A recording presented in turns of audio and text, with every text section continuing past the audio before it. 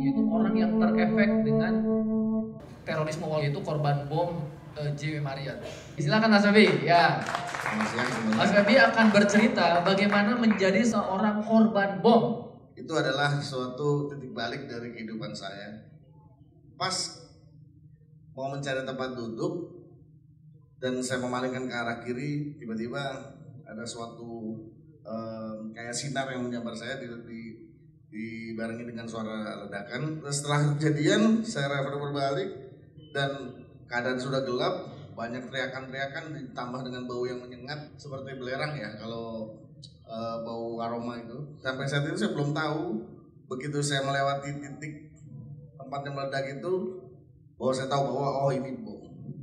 Mas Ali Fauzi nanti akan bercerita tentang bagaimana dia seorang teroris. Mas Ali Fauzi ini ada yang kenal Amir Rozi? Amir Rozi itu kakaknya, kemudian Ali Gufron kakaknya juga, Mukhlas kakaknya. Jadi ini adalah keluarga teroris.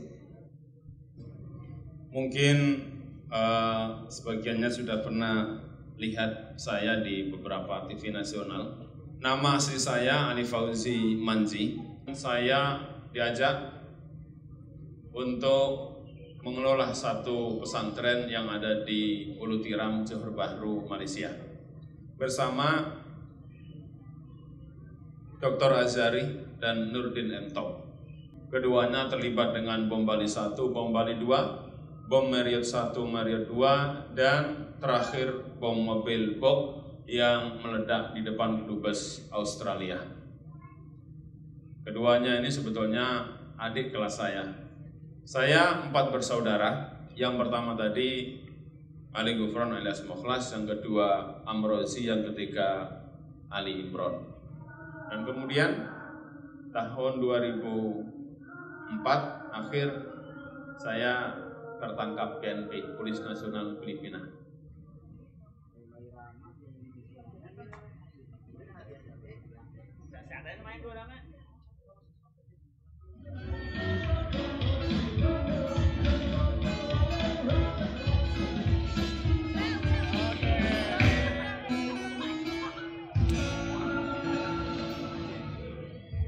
Suara radikalisme, ekstremisme itu seolah-olah nyaring. Padahal kalau kita lihat lebih dekat, orangnya itu juga dan sangat sedikit. Minoritas yang nyaring gitu, mereka berteriak gitu. Nah, sementara yang moderat sebetulnya mereka itu mayoritas. Nah, kenapa nggak kedengeran? Karena moderat itu kan cenderung diam. Biarin deh itu. Atau mereka tidak mau konflik, beresiko gitu. Tetapi kita berpikir harus ada yang mengaktifasi yang mayoritas ini. Nah, gerakan Islam itu mengaktifasi orang-orang yang sebetulnya person-person yang punya ini suara gitu. Nah, kita gabungkan, kita aktifasi orang-orang itu, ada sekitar 40 orang, dan mereka ketika ketemu, iya kita punya sama gitu, punya visi yang sama gitu.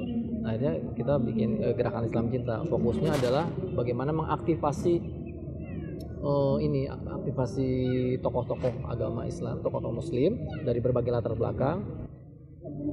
Inti dari rasisme kemudian intoleransi itu adalah prasangka, prejudice. Prejudice itu tadi pre dan judge. Jadi belum apa-apa udah menghukum. Wah, ini kayak orangnya gini, kayaknya gini. Jadi penuh dengan prasangka itu adalah penyakit yang paling akut. Kita nggak bisa ngomong perdamaian kalau kita masih punya prasangka gitu. Ya, sebetulnya terorisme itu asalnya prasangka. Sekarang saya ingin tahu motivasi untuk seseorang teroris untuk menyakiti orang yang tidak dikenal Apa itu? Ketakutan atau kebencian atau akan dapat sesuatu yang lebih mulia? Apa motivasi yang sebenarnya? Terima kasih Mas Erik. Itu sebetulnya kombinasi dari sekian apa yang disebutkan Mas Erik tadi. Ada bentuk kebencian, ada ideologi, karena di dalam doktrin-doktrin mereka juga ditanamkan kebencian terhadap orang bule, Amerika, Australia dan lain sebagainya, dan kemudian didorong juga oleh doktrin-doktrin yang dilandaskan pada agama-agama menurut penafsiran mereka. Tapi yang paling menonjol sebetulnya, kenapa orang itu kemudian berani membawa tas, bom dan kemudian meledakkan diri? Mereka berkeyakinan bahwa apa yang mereka lakukan itu bagian daripada jihad. Masuk ke dalam kafe meledakkan diri itu bagian daripada jihad yang diyakininya ketika sudah teler mati itu mereka disambut dengan 70 bidadari. Ya, kita di belajar perdamaian itu metodenya kan tumbuhkan minat, kemudian harus mengalami langsung, makanya kita ada experiencing ya, kayak live in, kalau memaafkan ya langsung. Kemudian namanya ada teorisasinya. Kemudian demonstrasikan, berikan contohnya. Nah, ini salah satu demonstrasikan. Kalau kita ngomong memaafkan gitu, cuma yang ngomongnya saya yang nggak pernah memaafkan sesuatu, punya story memaafkan yang dahsyat, nggak akan kena gitu.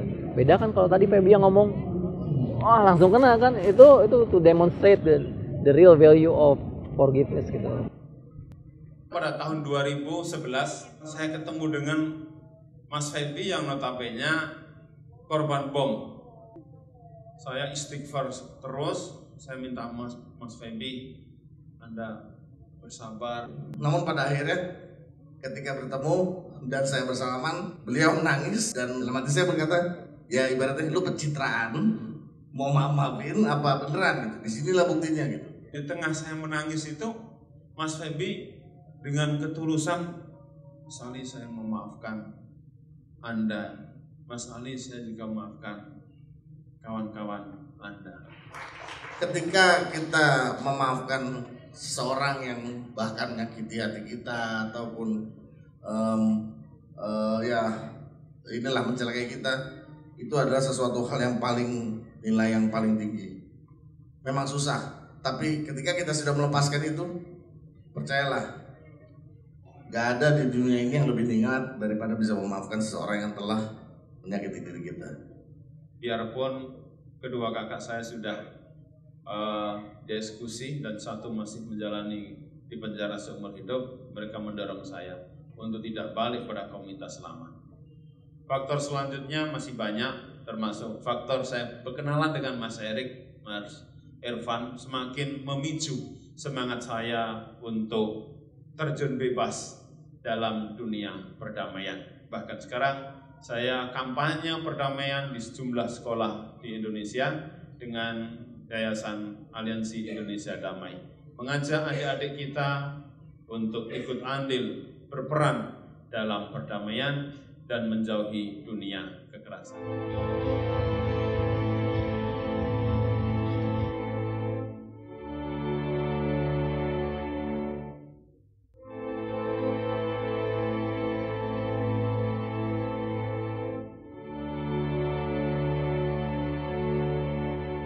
Densus 26 itu kesingkatan dari pendidikan khusus Dai Ahlus Sunnah wal Jamaah 1926.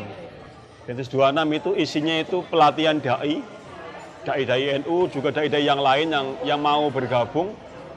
Isinya yang pertama adalah kita bentengi mereka dari pikiran-pikiran yang kita anggap agak tidak benar atau menyimpang dari golongan Islam radikal, Wahabi, Salafi. Yang kedua, memberikan jurus kepada mereka atau semacam tips agar mereka bisa menjawab semua serangan yang dilancarkan oleh golongan radikal itu. Doktrinnya tunggal, ya apapun yang difatwakan oleh imam mereka, pemimpin mereka akan mengikuti. Dan mereka memahami jihad juga keliru. Oh, jihad kan kalau dalam tradisi kita itu kan mencari nafkah untuk keluarga juga jihad. Membela menolong orang juga jihad, menolong orang miskin juga jihad. Jadi jangan melulu jihad dimaknai sebagai memerangi orang kafir. Nah, itu yang menurut kami keliru. Lebih keliru lagi mereka memerangi orang yang sesama muslim, sesama bersyahadat, sesama pelaku sholat. Kebanyakan kan Islam yang orang yang terlibat dalam radikalisme itu karena dalam pandangan kami karena biasanya itu menempuh pendidikan di sekolah umum. Jadi dalam memahami agama belum matang, belum dalam, terus terjebak dalam itu pemahaman tunggal terhadap teks, akhirnya kaku.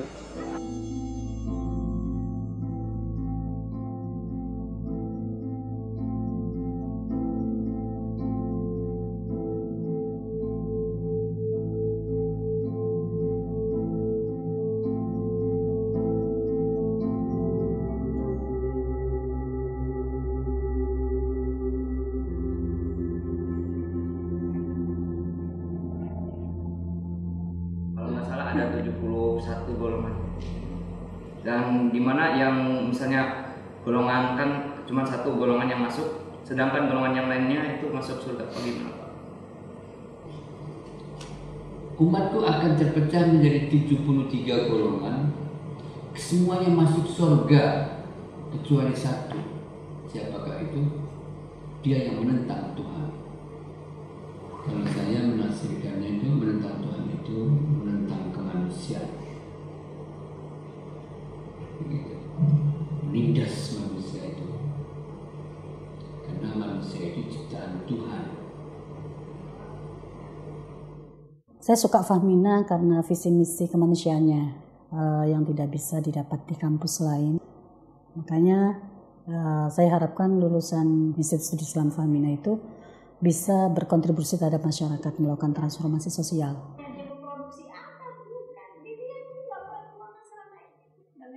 Kalau di kurikulum ISIF itu kan semester pertama memang MKDU, mata kuliah umum. Lalu semester 2 sampai semester 3 itu wajib mahasiswa ngambil mata kuliah perspektif, misalnya studi gender, lalu studi hak asasi manusia, studi HAM. Ada lagi studi demokrasi dan studi pluralisme.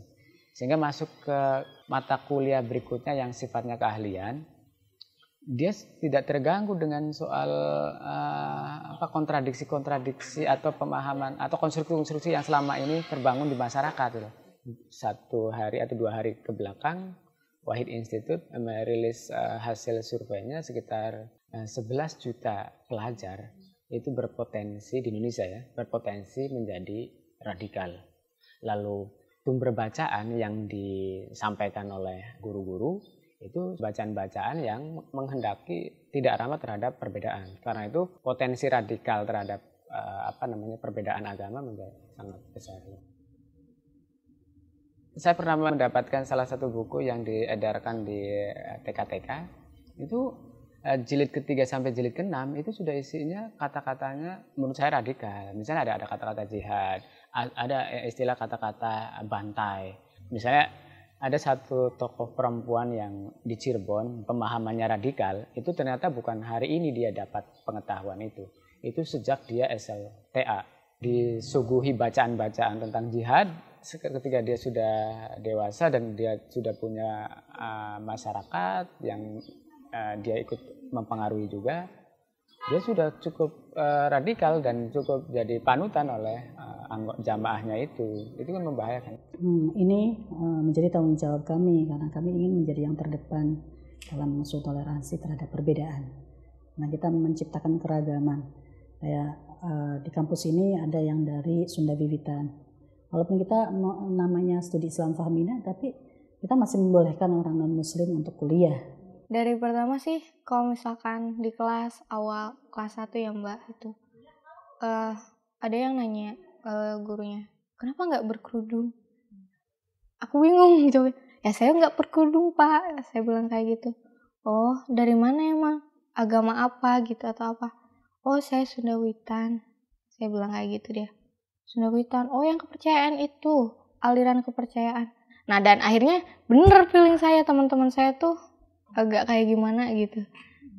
Datang ke sini ya tiba-tiba nanti dari Sunda Witan ya kayak gini-gini. Oh, aku perasaan gini. Kamu belajar kayak gimana? Kan ada mata kuliah ibadat juga. Mau didatangi gurunya atau kayak gimana? Ada komunikasi tuh Mbak. Jadi enak. susah dijelasinnya sih Mbak, dari perbedaan dari sekolah negeri dulu, SMK yang kayak gitu, datang ke sini, welcome semua ya, nyaman banget. Faktor lain yang juga mempengaruhi terutama di usia sekolah dan masih produktif untuk belajar, itu justru guru-guru agama yang justru ketika mengajarkan kontennya adalah konten-konten keagamaan yang eksklusif gitu loh, bukan keagamaan yang inklusif. Karena itu memandang terhadap sesuatu yang berbeda itu dianggap sesuatu yang membahayakan. Itu artinya potensi lulusan dari sekolah-sekolah negeri kayak SMA itu justru berpotensi dia menjadi generasi yang radikal karena pendidikan agamanya kira-kira begitu.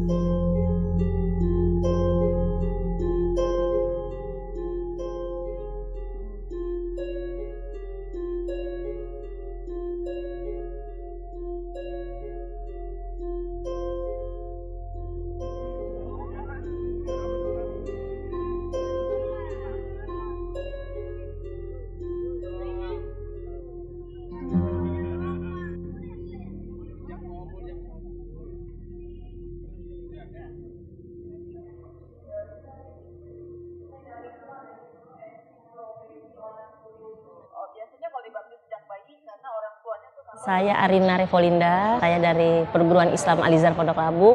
Saat ini saya mengajar di kelas 3 SD. Saya mengajar sebagai guru asisten. Kami mengajarkan 4 mata pelajaran, matematika, bahasa Indonesia, IPA, IPS.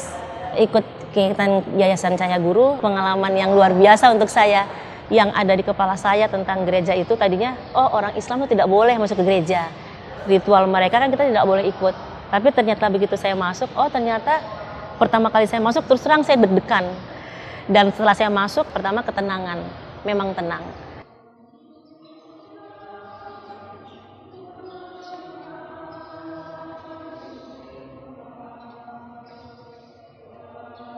Yang kedua, kebersihannya luar biasa, itu yang saya lihat.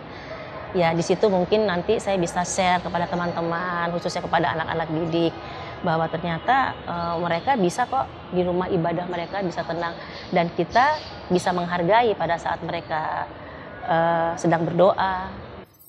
Kita nih di namanya gereja katedral, biasa orang bilang ya, keuskupan namanya, keuskupan.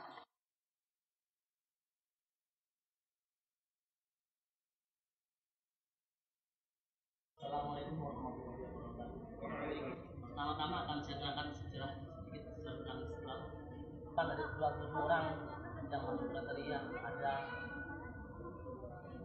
22. Saya penganut Kristen Protestan. Saya mengajar bidang studi PKN, Pendidikan Kewarganegaraan, lalu Bahasa Indonesia. Kemudian saya join di Sekolah Guru Kebinekaan itu. Saya menemukan hal-hal yang baru yang selama ini memang saya cari. Kok bangsa ini semakin lama semakin terkotak-kotak gitu. Padahal saya sendiri ingin kita itu nasionalisme.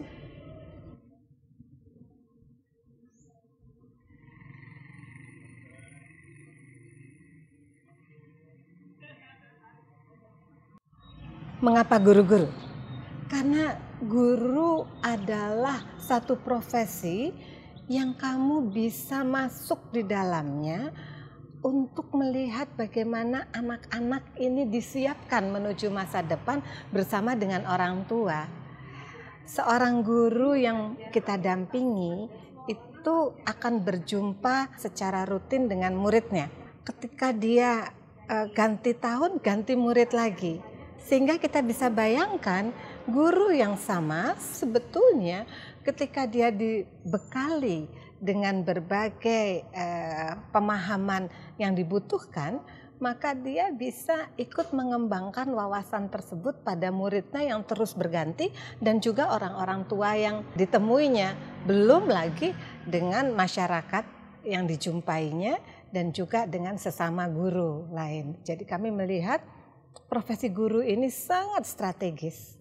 Karena ternyata ketika kita bicara mengenai isu kekerasan atas nama agama, banyak orang yang menjadi jengah. untuk mengakui bahwa kita punya masalah dan kita punya masalah kekerasan atas nama agama. Kita punya masalah di sekolah-sekolah negeri misalnya, di mana terlalu banyak perhatian diberikan kepada yang mayoritas, apapun mayoritasnya, sehingga melupakan bahwa justru keragaman ini bisa dijadikan sumber belajar untuk anak-anak kita. Tapi masalahnya adalah bila mana kesadaran itu belum ada, maka yang terjadi di sekolah adalah praktik-praktik yang meniadakan kembali peraturan-peraturan itu gitu. Sehingga itulah kemudian yang membuat Cahaya Guru merasa kita tetap perlu mengajak guru-guru, pendampingi guru-guru untuk juga melihat betapa pentingnya isu ini. Jadi sebetulnya gerakan perdamaian itu tidak akan pernah terlalu banyak. Jadi, wah ini kok banyak ini gitu ya. Ada Peace Generation, ada GIC, ada Compassion Indonesia, saya pegang 3 itu. Kemudian ada AIDA, ada apa. Karena orang bilang terlalu banyak, menurut saya nggak ada terlalu banyak untuk gerakan perdamaian. Justru harus makin banyak. Nah kemudian saya berpikir harus ada sebuah gerakan yang mempromosikan Islam yang damai. Kita gerakan Islam Cinta lebih fokus bagaimana membangun counter wacana yang disuarakan oleh orang-orang yang punya influence. Makanya gerakan Islam Cinta itu ya gerakan. Kemudian menghimpun orang-orang yang bisa menggerakkan influencer-influencer. Ya kalau misalkan berteman, kita jangan lihatnya agama dulu ya sama manusia gitu. Masa harus dibatasi dengan agama?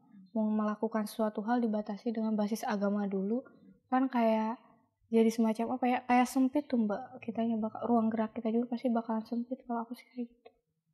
Kalau seperti kita nih, guru kan pendidik, dengan berdiri di depan kelas sudah bisa mengedukasi anak-anak kita, apalagi untuk yang SMP SMA ya. Kalau bagi saya itu dengan kita berdiri sendiri, anak-anak siswa kita kan ada 30.